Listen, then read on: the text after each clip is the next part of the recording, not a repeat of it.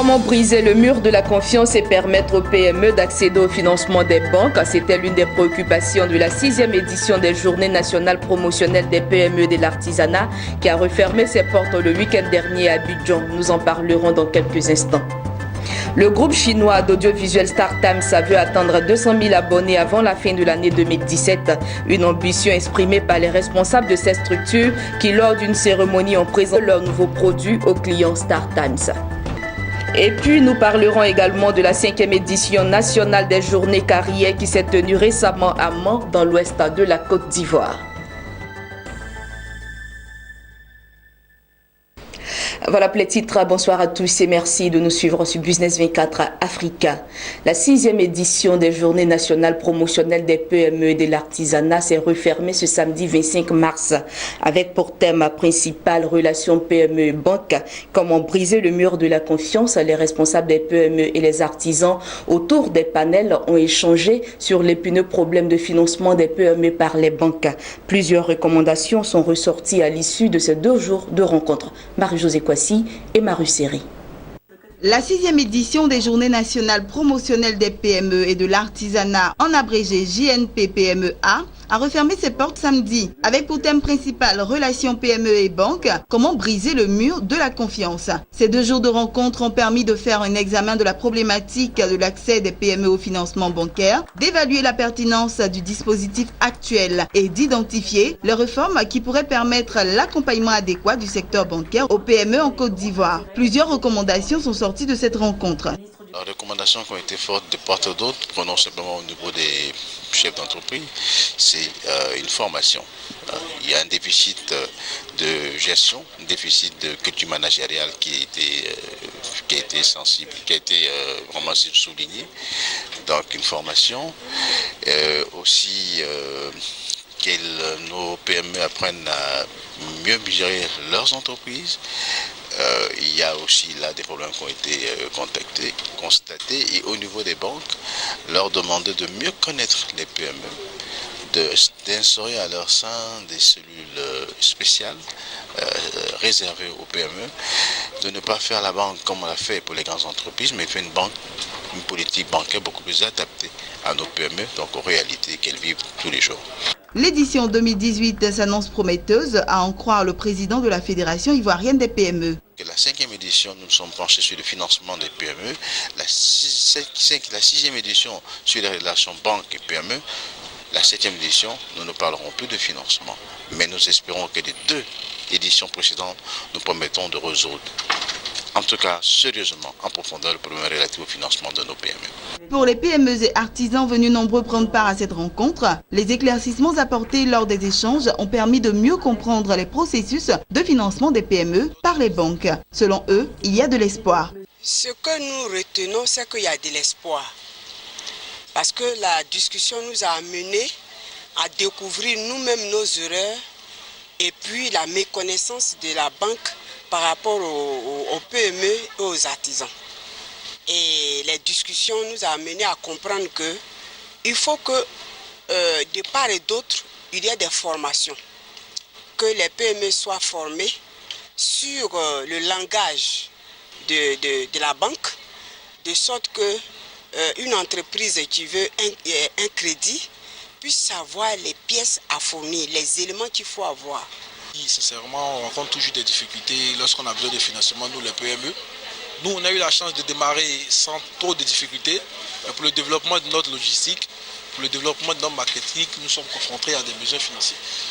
Donc, ce genre de rencontres sont très intéressantes. Nous espérons que ça va se multiplier afin que les banques aient une autre vision des PME, nous permettant de garantir une alliance en banque PME.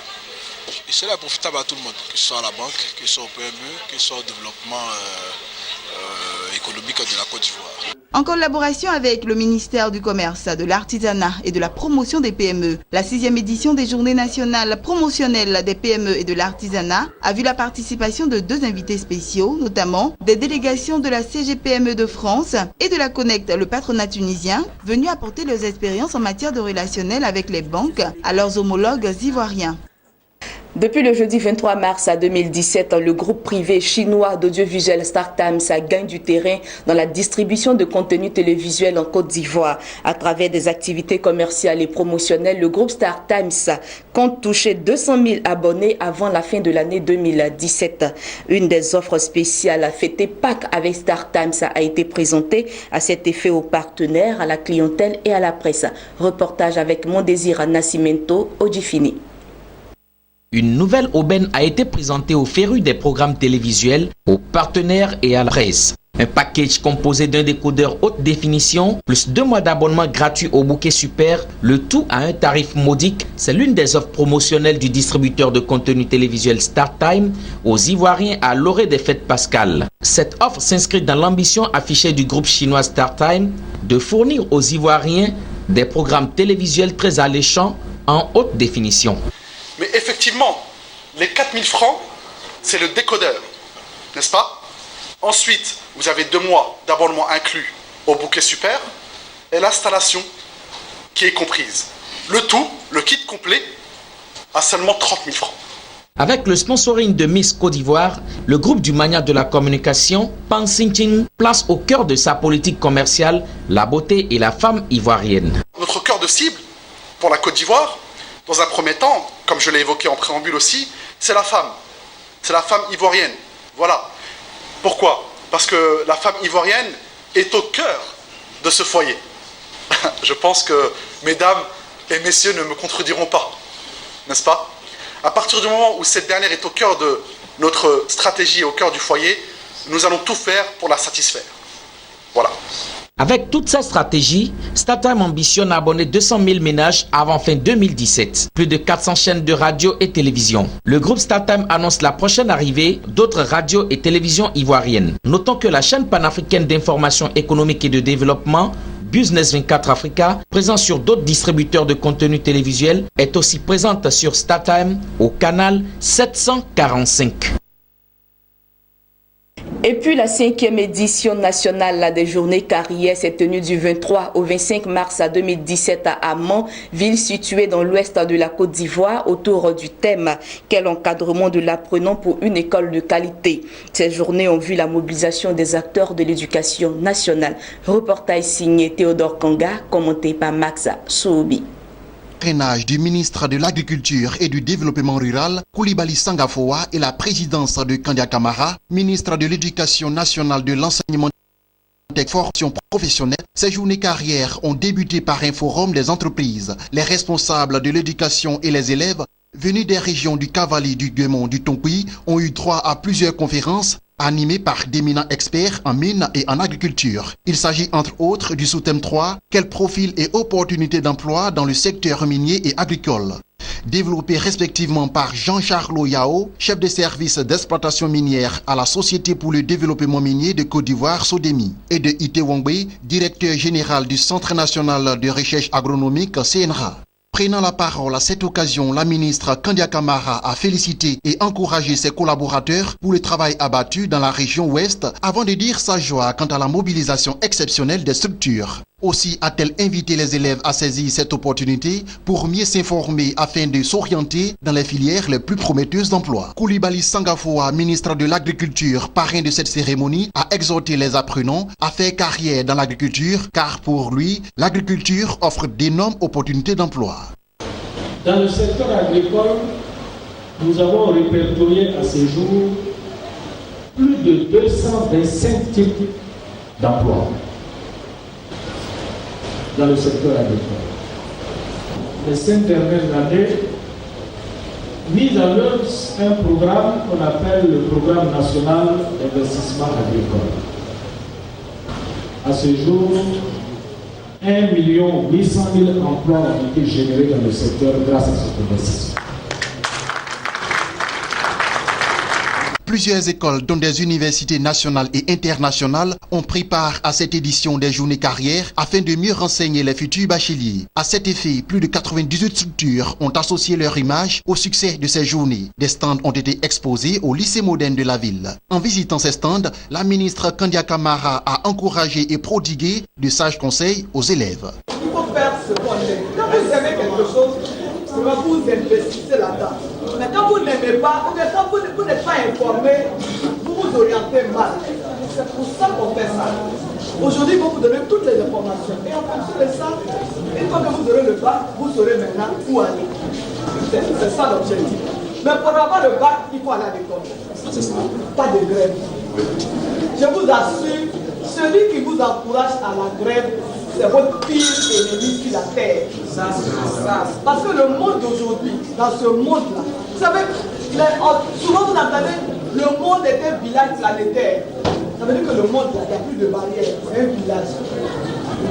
La formation que vous aurez ici à Mans, le diplôme que vous allez avoir, que ce diplôme-là vous permet de travailler à Mans, à Abidjan, à Yamoussoukro, mais au Burkina, au Maroc, aux États-Unis, au Canada. C'est ça le sens. Donc on veut que vous soyez bien formés, que les diplômes que vous aurez, que ce soit des diplômes crédibles, reconnus partout dans le monde. Comme ça, si vous avez ça, si vous cherchez du travail à Mans, que ça ne marche pas, vous pouvez aller à Abidjan, vous pouvez aller au Maroc, en Tunisie, vous pouvez aller aux États-Unis. Parce que nous, ce qu'on souhaite pour vous, c'est d'avoir du travail. Mais quand on dit avoir du travail, ça ne veut pas dire que vous devez tous aller à la fonction publique.